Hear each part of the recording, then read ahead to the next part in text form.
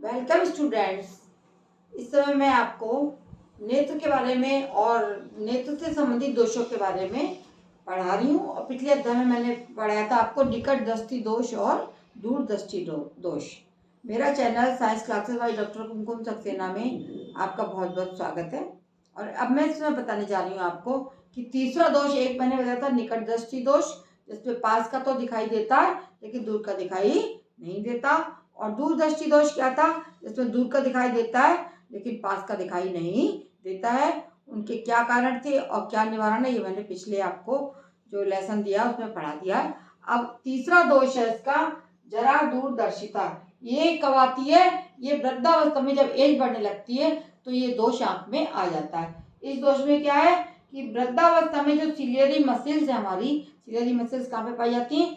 जो लेंस के पास होती है, लेंस को लटकाती है। मसल्स और लेंस की जो लचक है वो थोड़ी कम हो जाती है, दोनों की लचक कम हो जाएगी। इसमें क्या होगा कि निकट बिंदु जो है हमारा कितना होता है? 25 सेंटीमीटर। वो 25 सेंटीमीटर पे ना रह के वो थोड़ा दूर हो जाता है। और दूरस्थ बिंदु अनंत होता है आँख का, तो वो अनंत पे ना रह के वो नेत्र के पास में आ जाता है। इस दोष को हम कहते हैं जरा दूरदर्शिता।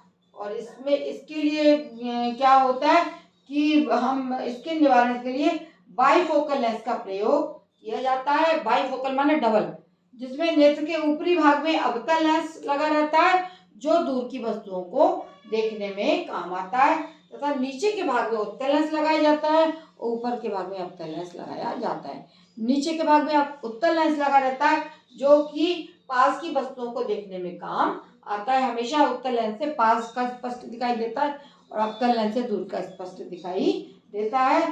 तो ये हमारा दोष है जरा दूरदर्शिता।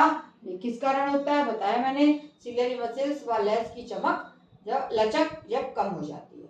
और हमारा दूरस्थ बिंदु है वो निकट आ जाता है अनंत पे ना होके, और निकट बिंदु 25 सेंटीमीटर से दूर हो जाता है और मनुष्य को दिखाई नहीं देता है। इसको दूर करने के लिए डबल लेंस लगाते हैं।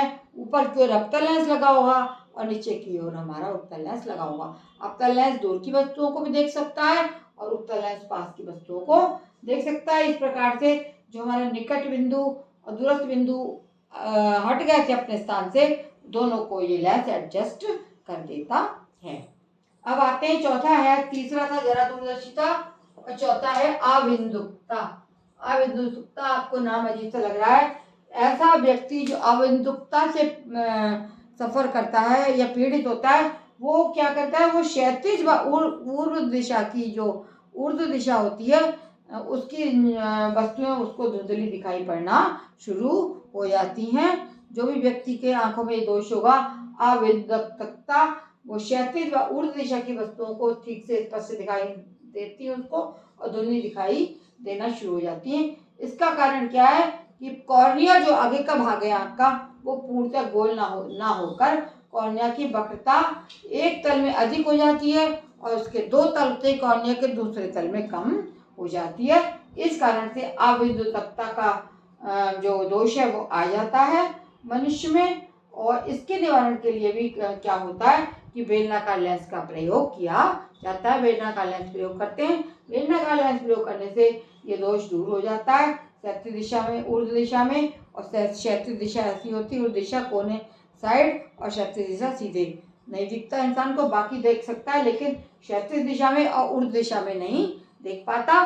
तो आप याद रखेंगे कि कॉर्निया का पूर्णतः गोल ना होना इसका कारण है। और इसके निवारण के लिए कॉर्निया का कारण क्या है कि कॉर्निया की वक्रता एक तल में अधिक हो जाएगी और दूसरे तल में कम हो जाती है। और इस दोष को दूर करने के लिए बेलनाकार लेंस का प्रयोग करते हैं। ये आपका दोष हो गया। अब एक और दोष मैं आपको बताने जा रही हूँ जिसका नाम है वर्णांधता। क्या बोलते हैं उसको? वर्णांधता।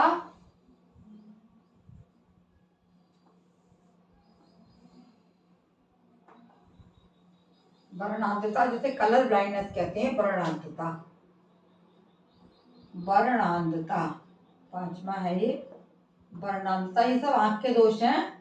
वर्णांधता माने, वर्ण माने कलर,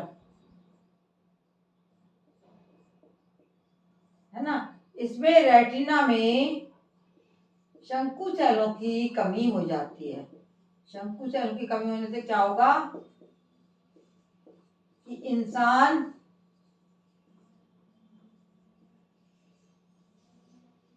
ये काहे के लिए सेंसिटिव होते हैं, कलर के लिए।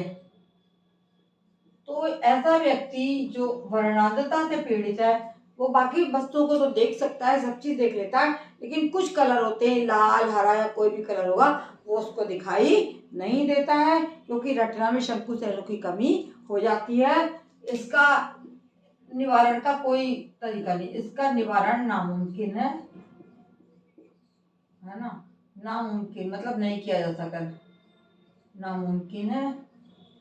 और ये दोष कैसा है, ये पीढ़ी दर पीढ़ी चलता है।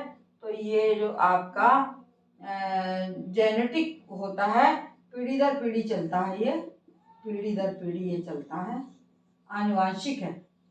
पीढ़ी ये रोग जाता है और ये रोग आनुवांशिक कहलाता है। माता पिता से बच्चे में आता है, ये रोग आनुवांशिक कहलाता है। इस प्रकार आज आपको मैंने बता दिए सारे दोष जितने आँख में होते हैं, और किसी के बदले भी आ सकता है, इसलिए आपको सारे ही दोष जो है याद रखने, समझने और सबके निवारण और कारण आपको ध्यान करना है। यहाँ पर मैं अपना चैप्टर समाप्त कर रही हूँ, और मेरे मेरा चैनल है उसको बच्चों सब्सक्राइब करें और देखना ना भूलें तथा शेयर करें, जिससे आपको मेरे आगे भी लेक्चर मिलते रहें। धन्यवाद।